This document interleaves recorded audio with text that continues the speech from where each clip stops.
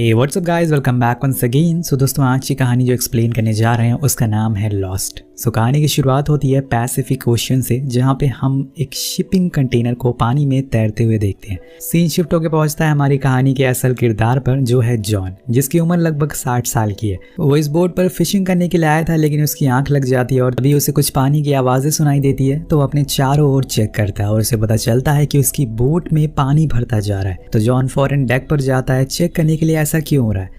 तो उसे समझ आता है कि उसकी बोट एक कंटेनर से टकरा गई है और यही कंटेनर है जिसे हमने कहानी की शुरुआत में देखा था। अब उसे फौरन उसे खुद की बोट को अलग करना होगा, वरना पानी भरता ही चला जाएगा, जिससे वह और उसकी बोट दोनों डूब जाएंगे। यहाँ जॉन पहले तो एक स्टिक से उसे खुद को दूर करने का ट्राई करता है, लेकिन ऐसा हो नहीं पाता। तो नीचे से सी एंकल लाता है, फिर कंटेनर पर जाकर उसे बांध देता है, जिससे कि वो उससे दूर चला जाता है और बोट फ्री हो जाती है। लेकिन जाते समय उसे याद आता है कि उसने एंकर तो वहीं छोड़ दिया है। तो वो दोबारा उसके पास जाता है और होशियारी से उसे वापस ले आता है। लेकिन यहाँ एक छोटी सी टक्कर की वजह से उसकी बोट का एक हिस्सा टूट चुका था, जिसमें से पानी अंदर घुसता जा रहा था और अब उसे जितनी जल्दी हो सके इसे ठीक करना होगा। तो पहले तो जाकर वो वाटर पंप को ऑन करने की कोशिश करता है, जिससे कि वो पानी को बाहर निकाल सके। लेकिन पानी की वजह से बोट की सारी इलेक्ट्रॉनिक चीज़ें खराब हो चुकी है, इसलिए वो भी नहीं चलती। तो यहाँ जॉन सबसे पहले शांति से अपना दिमाग चलाता है और अपनी बोट को अच्छे से देखता है और अंदाज़ा लगाता है कि असल में खराबी कहाँ हुई है। और सबसे पहले एक टूल बॉक्स निकालता है, जिसकी मदद से वो ज्वालू हैंडपम्प बनाता है, जिससे बोट का पानी बाहर निकाला जा सके। अब उसे ये सब करते हुए काफ़ी देर हो चुकी थी और उसे भूख भी लग जाती है। तो पहले तो कुछ खा लेता है और फिर दोबारा से उसी हैंडपंप से पानी बाहर निकालना शुरू कर देता है। लेकिन इसी तरह से अब रात हो जाती है और अब जब बोट के अंदर सोने लायक कोई जगह ही नहीं बची थी, इसलिए वो एक झूला बनाता है और उस पर ही वो रात गुजार देता है। अगली सुबह उसे सबसे पहले तो उस होल को बंद करना है जो कंटेनर की वजह से हुआ है, क्योंकि वहाँ से पानी लगातार अंदर आता जा रहा है। इसलिए वो एक चटाई को वहाँ पे ग्लू से चिपका देता है, ताकि कुछ तो पानी अंदर आने से रुका रहे। लेकिन अभी भी वो होल बंद नहीं हुआ था, क्योंकि पानी भरता ही जा रहा था।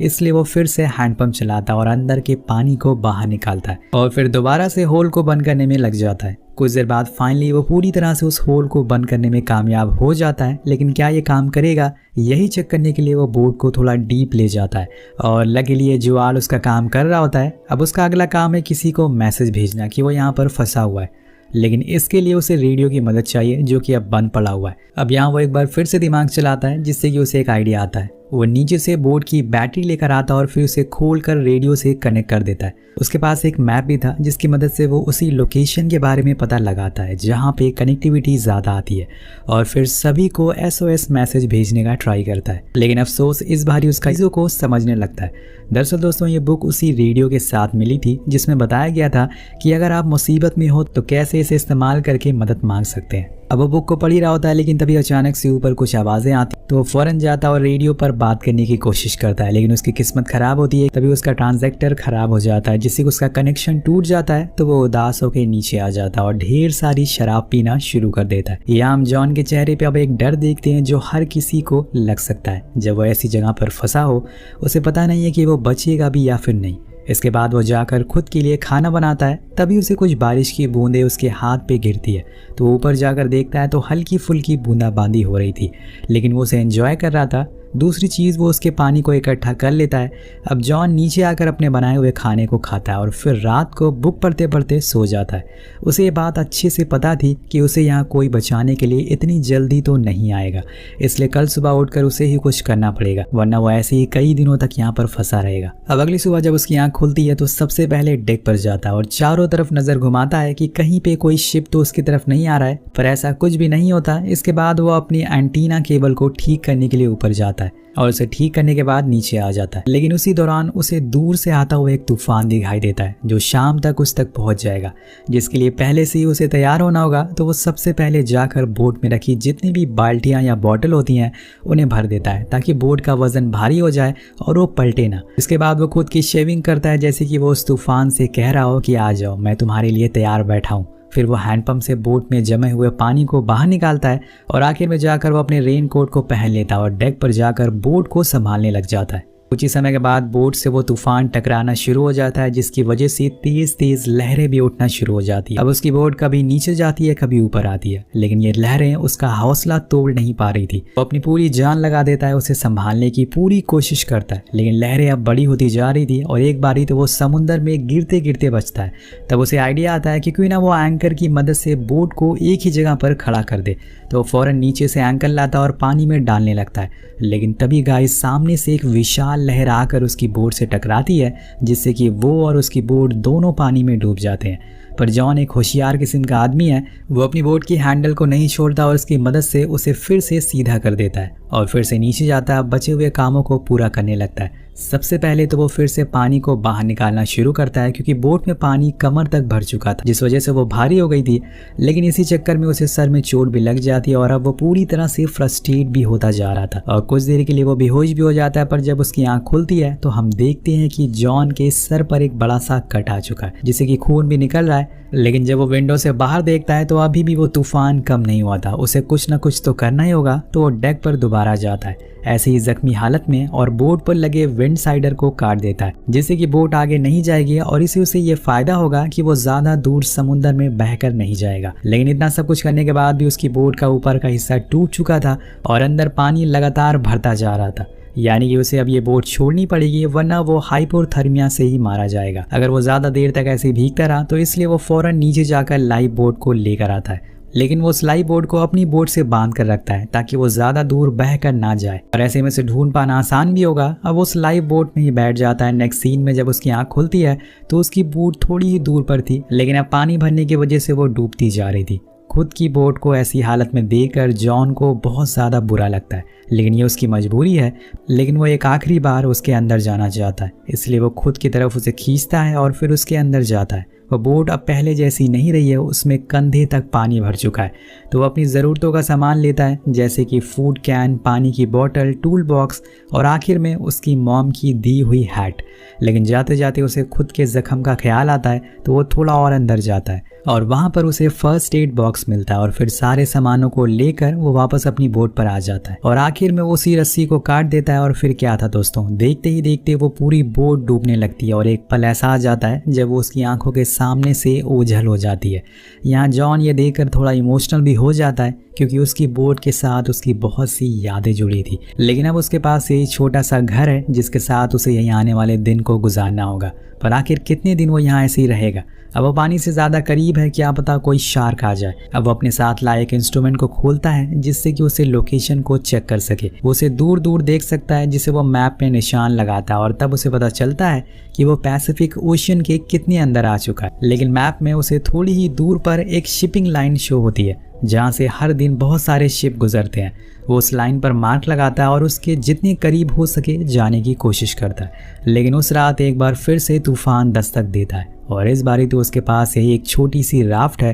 पहले तो उसके पास इतनी बड़ी बोट थी तो वो कुछ नहीं कर पाया, लेकिन अब वो क्या करेगा। और फिर वही होता है, एक तेज लहर आती है और उसकी राफ्ट पलट जाती है, जिससे वो कंधे तक पानी में होता है। तो तभी वो राफ्ट के जिप ओपन करता है जिससे कि वो बाहर आ पाता है। लेकिन वो ऐसे ही उसे छोड़कर नहीं जा सकता है, इसलिए वो दोबारा उसके पास जाता है और उसके ऊपर खुद को कान और आंखें बंद करके बैठ जाता है। वो अपने सर को पकड़कर लेटा हुआ था। वो पूरी तरह से मायूस और परेशान हो चुका था। वो कहते हैं ना दोस्तों कि नेचर से कोई जीत नहीं सकता है, ना ही उनसे लड़ सकता है। अब जॉन इसी तरह से पूरी रात बैठे बैठे गुजार देता है। पर जब अगली सुबह होती है तो वो सबसे पहले अपनी राफ्ट में पंप की मदद से हवा भरता है, पर वो भी खराब हो चुका था। तो वो अपने मुंह से ही हल्की फुल्की हवा भरना चालू कर देता है, जिससे कि वो बस पानी में तैर सके। यहाँ उसका पानी भी गंदा हो चुका था पीने वाला। अब पानी की भी कमी हो चुकी है, तो वो कुछ खाने का ढूंढता है जो उसे मिल भी जाता है। लेकिन वो पानी में रहने की वजह से पूरा नमकीन हो चुका था, इसलिए जॉन अब और ज़्यादा परेशान हो जाता है और गुस्से में चिल्लाने लगता है। उसकी फ्रस्ट्रेशन हम उसके चेहरे से नजर आने लगती है। लेकिन ऐसे चिल्लाने से तो काम नहीं बनेगा। वो पहले तो मैप चेक करता है कि अब वो कितना दूर है। तब जाकर उसे पता चलता है कि अब थोड़ी दूरी पर शिपिंग लाइन है, जिससे कि उसे थोड़ा हौसला मिल जाता है। लेकिन अब यहाँ उसके लिए एक और मुसीबत हो जाती है और वो थी कड़ी धूप। वो बिल्कुल आसमान के नीचे है, इसलिए वो खुद को एक पन्नी से ढकने की कोशिश करता है। लेकिन आखिर कितनी देर वो खुद को ढककर बैठा रहेगा। जैसे जैसे समय बीता रहता है धूप और तेज़ बढ़ती रहती है, जिस वजह से उसे और ज़्यादा प्यास लगना शुरू हो जाती है, जिसके लिए वो एक उपाय ढूंढता है। वो उसी धूप का इस्तेमाल करता है पानी बनाने के लिए। जिस कैन में उसका पानी था वो उसे बीच से कट करके उसके ऊपर एक पन्नी लगा देता है और उसके नीचे एक ग्लास रख देता है, जिससे कि वहाँ रखा हुआ पानी प्यूरिफाई होने लगता है भाप बनकर और उस कप में भरना शुरू हो जाता है। चलो अब पानी का जुगाड़ तो हो गया था, लेकिन उसके लिए अब खाने का इंतज़ाम करना बाकी था, जो पानी का इंतज़ाम करने से थोड़ा आसान था क्योंकि उसके आसपास मछलियों का भंडार था। तो वो एक कांटा बनाकर पानी में डाल देता है, जिसके बाद वो एक बार फिर मैप में देखता है। तभी उसके सामने से आता हुआ उसे एक बड़ा सा कार्गो शिप दिखाई देता है, जिसे देखकर उसे एक उम्मीद दिखाई देती है, इसलिए वो फौरन एक फ्लेयर जलाकर वेव करने लगता है। अब जैसे जैसे वो करीब आता जा रहा था वो चिल्लाने भी लगता है, लेकिन धीरे धीरे वो शिप उसके साइड से गुजर जाता है और कोई भी उसे देख नहीं पाता।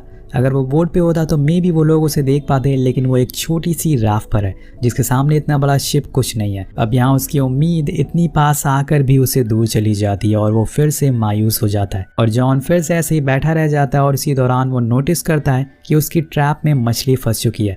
तो वो उसे खींचना शुरू करता है, लेकिन जब तक वो उसके पास आती है एक शार्क उस मछली को खा जाती है। तो यहाँ उसका खाना भी जा चुका था और जॉन पूरी तरह से परेशान हो चुका था। हम देखते हैं कि अब रात में एक बार फिर से एक शिप उसके पास से गुजरता है, तो एक बार फिर से फ्लेयर छोड़ता है, लेकिन यहाँ भी वही होता है, वो लोग जॉन को देख नहीं पाते। जिसके बाद उसके अंदर अब जीने की उम्मीद ही खत्म होती जा रही थी।